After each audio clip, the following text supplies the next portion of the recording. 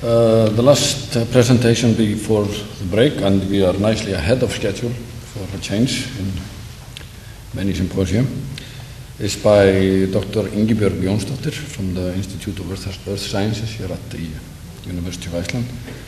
She will tell us about remote sensing of sea ice, observation and measurements during the CHINARE5 expedition, and she will be on board from Iceland to China.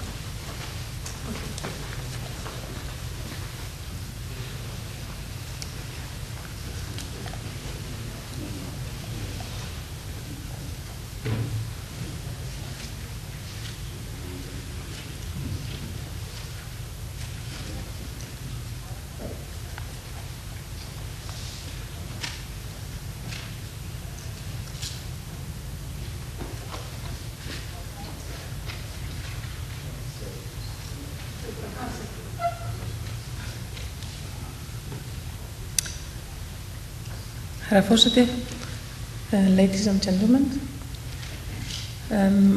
I will be talking briefly about the work I intend to do on the next expedition, the CHINARE5, and also mention some collaboration that is underway and hopefully in the future.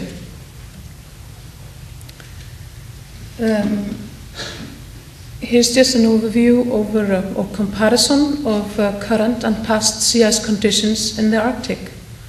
On the left-hand side is an image or compiled image of passive microwave images showing the ice extent yesterday, different colors showing different concentration. This information is from the University of Illinois. On the right-hand side, however, is a map that was compiled almost 100 years ago in the Danish Met Office, which was and has always been a very strong leader in sea ice research. And there you see average conditions for the month of August based on 30 years of data, so prior to 1917. And as you can see, there are considerable differences. If we look at the satellite era, or the years that we have complete coverage over the Arctic with satellite images that are not dependent on cloud cover and light, then you see that we are reaching a historical minimum of sea ice extent in the Northern Hemisphere. And like Louis Borrelli mentioned previously, this is going very fast. The changes are even more rapid than we expected. So this is truly worrying. Here's just also from the University of Illinois, and also from the National Snow and Ice Data Center, where you can see the differences between seasons, with the summer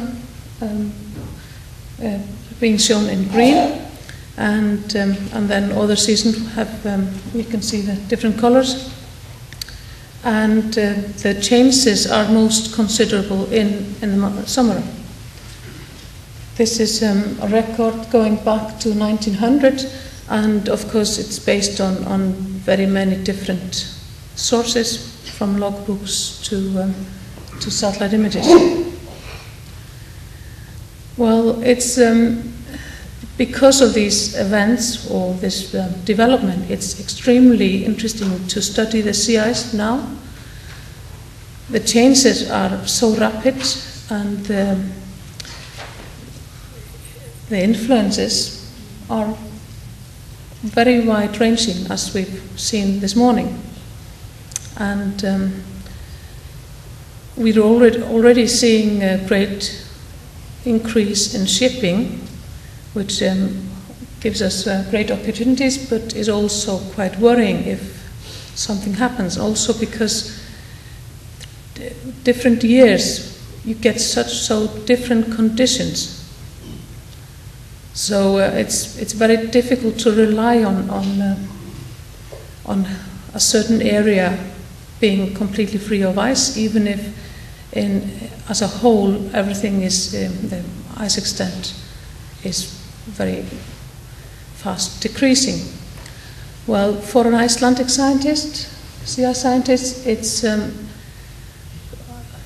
I can't describe how valuable it is to get this opportunity. Icelandic ships hardly ever go into sea ice; they try to avoid it. In fact, many of them like to stay on the edge between waterfronts, cold waters and warm, because that's where you have a very rich nutrient ocean. But so this is an opportunity to actually go into the ice a bit more and do field work. Even if it would have been quite good to have a bit more time to prepare for this, because since Icelandic ships don't go that much in, we haven't established such a selection of equipment to do this kind of research. But then again, the Chinese collaboration is really extremely helpful and important. My main task on board will be to collect data to compare with satellite images. In particular, radar imagery. Again, that is what is very helpful for navigation, but is also important because you can always view the sea ice, different features of the ice field, independent on sunlight and cloud cover. Now, there will be other imagery as well, optical and thermal, and so the main task is to collect as much information, both as the ship is going along, on the ice field,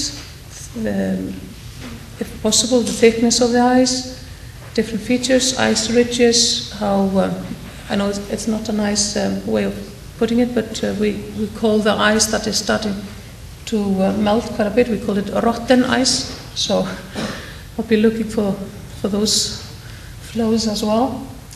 But in my understanding, we will be stopping 4 to 7 times and putting out ice stations for about 5 hours, which gives us then possibility to collect ice samples and measure different things, salinity, contaminants and other things.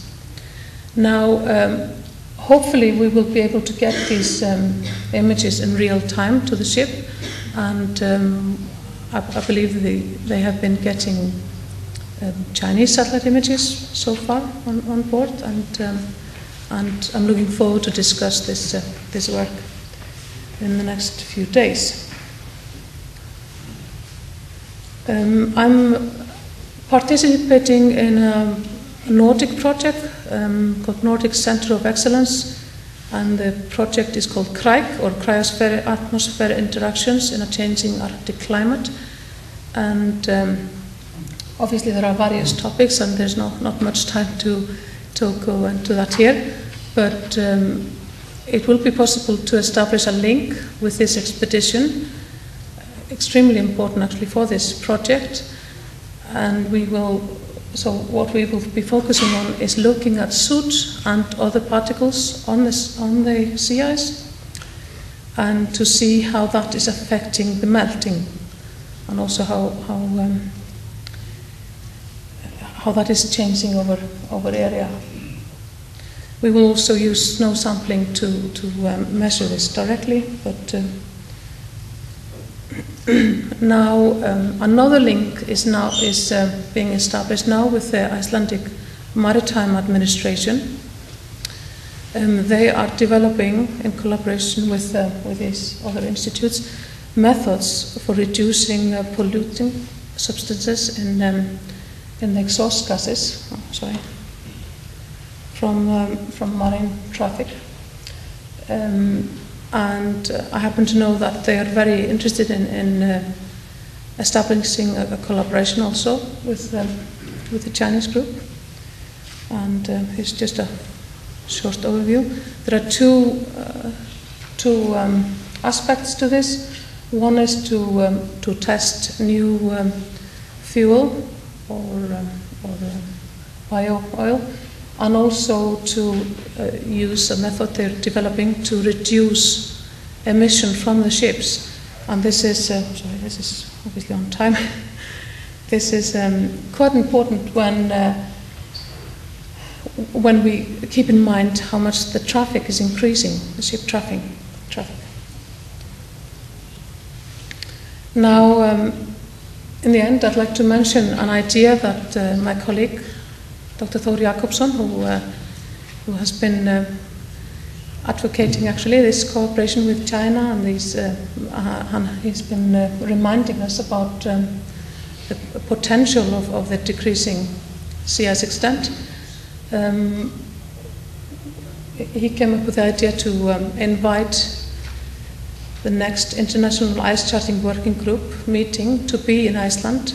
Now, it's the name for this is slightly misleading. It's not just focusing on ice charting, but it's usually a week-long conference focusing on every aspect of sea ice, from the research, development of satellites, and how the end users or the needs of those, and yes, basically, and very much focusing on the science and the research behind the changes that are happening and what should be kept in focus. So we are suggesting that the institutes that I mentioned here could be host, and I think it would be very, very interesting if we have Chinese collaborators in this as well. Another collaborator on that will be working in collaboration with this expedition now is Dr. Björn Erlingsson, a sea ice physicist, and we will be focusing on ice ridges, how the ice is pushed up into ridges in the Arctic, and other features. During the cruise, I intend also to study more the historical variation in the Arctic Ocean.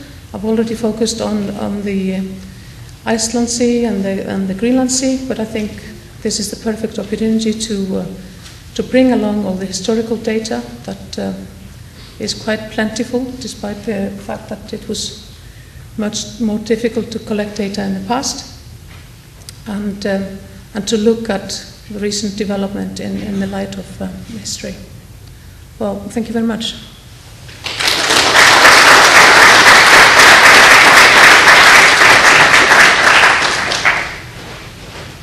Thank you. Are there any questions to